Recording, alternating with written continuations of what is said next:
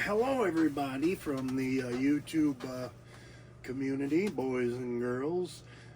As you can see outside, we are only at about 8 above zero, and it's been so cold, and I am like freezing in the boss here, and that's not really true. I'm able to keep it here pretty decent to 66, 67. I reached out to some companies for some wood stoves, even though I've got one that I've been kind of looking at or whatever, but you never know if I could reach out. I mean, the one I'd really like to have is that Grizzly Cubic Mini, or the one that's a little bigger, the actual Grizzly. It's just a really attractive wood stove that would be really cool over here and whatnot. But anyway, yeah, I got some other stuff to show you, so we'll get into some other part of the video here and explain what's been going on. Let's get into it. Well, I spent all day yesterday trying to find an adapter for this thing, and I hurt my back getting the stove in, which that's my own fault, but I didn't really have anybody to help me get it in there. My dad was gone, and really his back's not any good. He's 81 years old, but on the back of this, it's got, and I can show you, but I don't want to move it anymore. My back hurts as it is. I lifted it again yesterday late afternoon, and my back just screamed for hurting, so I'm better stay away from that for a while. But anyway, it's got an oval in the back, and when I looked at this stove, and when I went yesterday and looked at this stove, that was my big deterrent. I owned a stove once before that had an oval, and you come from an oval to a 6-inch normal pipe, and they're hard to find, and they're expensive. And I tried everywhere yesterday trying to find one, and I had no luck at all. I cleaned the stove up a little bit, but so looking them up to order them, for a really nice oval out the back and everything, they're 50, 60 bucks for a nice one, or just an old chintzy cheap one is $25, $24, which is fine. But I really want to, when I hook this and everything, get this hooked up and everything, I really want it to be done right. I don't want to be skimping on it, because this is such a closed in place that you want to make sure everything is really well sealed, at least on wood stoves. I'm going to buy a new piece of rope in here and put that in. And again, it doesn't need it, but I'm going to do it just because, again, it's for safety. It's a nice little draft. I'd like to have it right there, but I'm not going to do that. I'm actually going to still put it here the long way, and then I've got enough piping or whatever to go and run out through the roof.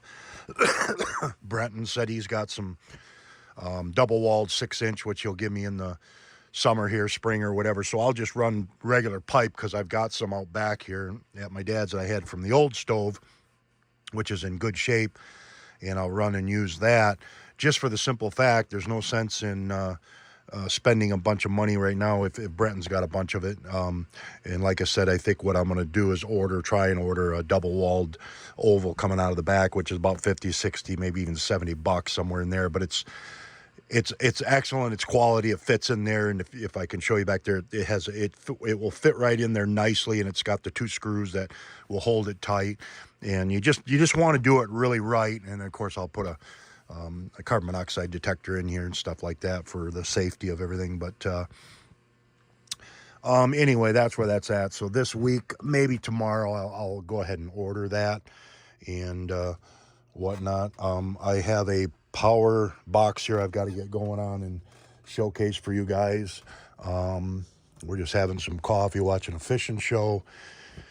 And anyway, the big pros with a wood stove, and I've tried to tell people, there's pros and cons with every single thing you do. I would love to have the Cubic Mini or Grizzly or whatever, or I'd love to have the Kimberly. But those stoves are anywhere from $1,000 to $1,500 with all the piping and everything like that. I got this stove for, the guy wanted $250. I got it for 160 bucks.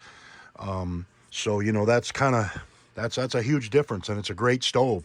It's got the baffles that go inside, one on one side, one on the other, and then one on the bottom, and that helps to keep it from cracking if you run a really hot fire in there. But anyway, it's a great little stove. It's probably, brand new. It's probably a $300-400 stove, I suppose. It's a Scandia 150. They make a 180, and I looked them up. I can't remember the name of the company that actually makes them now. It's a super, super old stove in many ways, but it's got a little cabin on the side that's etched into the cast iron stuff. So, it's just a perfect little stove for here without any doubt. It's great. But I was turned off by it, and that's why I got a deal on it. I mean, the guy was like, "Oh, this ain't going to work for you." I said, "Well, it's, the ovals are tough. They're hard to deal with. I want just, in all honesty, I just want a nice 6-inch or 4-inch coming out the top, and it's bing, bing, bada, boom, and the way you go, you don't have to deal with any of that." I mean, like I said, I went to 5 different places and then called another place that was supposed to have all the parts you'd ever need. I'd have to travel another 30 miles, but they'd have one. Well, same thing. They said, "Well, we've got to order it. We don't have them in stock, but yeah, we can get one for you." And of course, he said the same thing. Yes, they are hard to find. But the cool thing about a wood stove is the fuel is free. For being off grid, that's the only way to go. Wood stove with solar power and that, you're pretty much in great shape. You can always put water on there, so you've always got a dehumidifier or a humidifier going on, or you always got moisture going into the air. It's not as dry. You can cook on it all the time.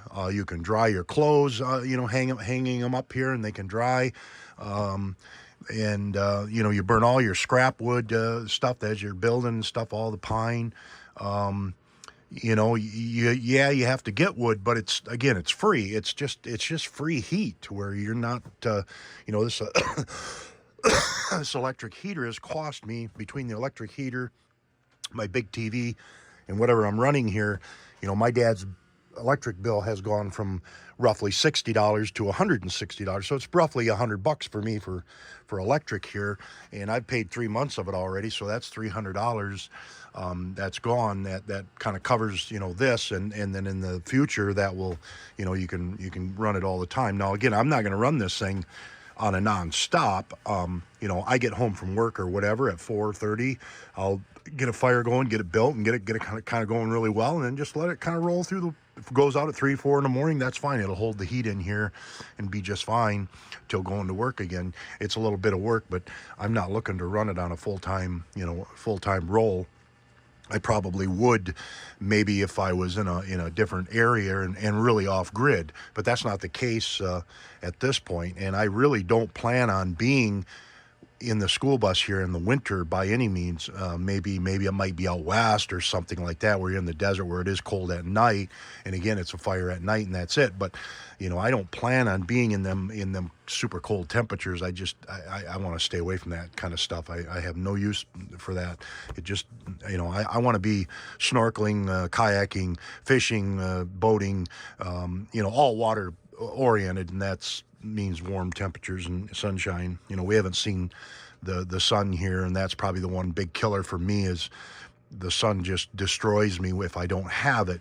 I need that vitamin D, and we've only had like one day of sun, really decent sun. Yesterday was supposed to be, and it didn't happen until almost at evening time, and it was supposed to be sunny again today, and I believe we're looking at another cloudy day, which I'm just, I'm sick of that crap.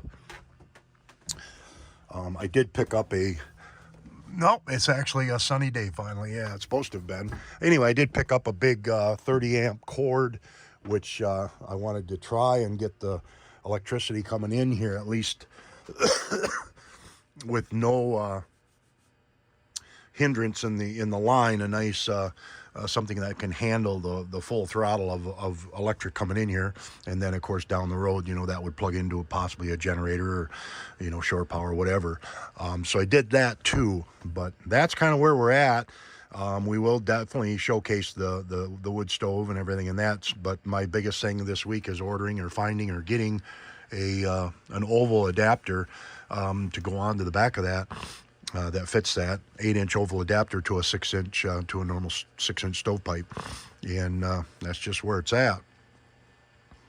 we did build a kind of a little bit of a headboard and just put some stuff up there trim wise, so we can I sleep better if I can have a little headrest up there for the pillows, and I can also kind of you know, lay back up in there and rest, and then watch the TV, which really works nice for watching some videos. And then this little addition here is kind of cool. This came from my aunt that bought it in Germany. It's, I don't know, it's 50, 60 years old. It's been in my dad's house, kind of just laying in the closet. So the other day he said, you know, if you want to put that in the bus, put it in the bus, just don't get rid of it. If you know, whenever it comes time or whatever, we'll just put it back in the house. But I had to buy a new one of these because I couldn't get it off this. And the glass is new because I remember buying a new glass for it a long time ago. And I got some lamp oil, and I don't know, it's just a nice, you know, it's just that nice atmospheric situation when it comes to at night, and it's kind of off the grid or whatever, if you want to call it that. And let's see here, I guess, yeah, that's about it. We are going to have some hamburgers and some mashed potatoes, cheeseburgers, and we trimmed some of this out here, trimmed out some more of this here, brought our solar panel in, which is a 100-watt solar panel, and I wanted to get it all dried out and stuff, and clean it all up and everything, so that's part of that. That is about it that we've been doing, and yeah, we've got some more things kind of on the make. This is my list for tomorrow. Some things to do: pick up some paint, pick up some stuff for, you know, my main thing that I've been wanting to try to do is to be able to get the ceiling something in here. I just don't have a clue what, but something. I just haven't figured out. I kind of have an idea what I'm going to do, but and we will you know, glue them and then put some screws in there too that'll hold them all on there and give this a nice wood appearance for the ceiling. And the idea is to get everything done up here, and then we'll work on, you know, come spring, we'll work on that back part, that garage area, and get that all fixed up and done in too. But this is the main part that we need to have done now.